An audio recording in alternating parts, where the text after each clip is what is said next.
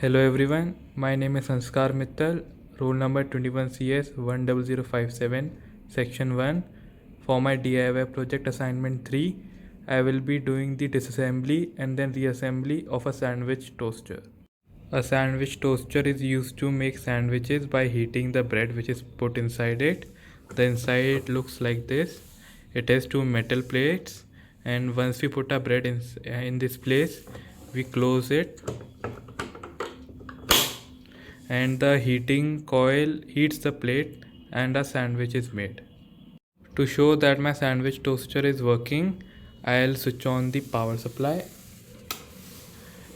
This red light indicates that the current is on and the heating has started. Now I will start with the disassembly part.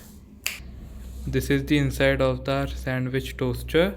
The electricity comes through these colored wires.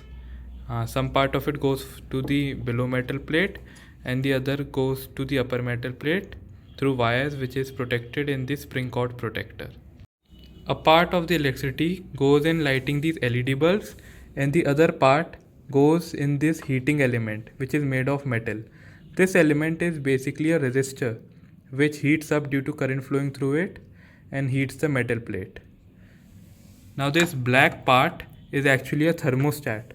A thermostat regulates the temperature and also activates other part of the circuit when the optimum temperature is reached.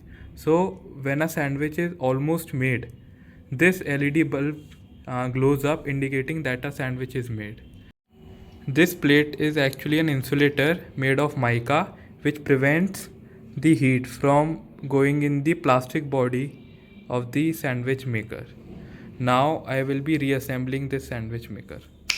Now I have reassembled my sandwich toaster, as you can see. Now it's time to check whether it works or not. Since the LED light has gone on, that means it works. Thank you.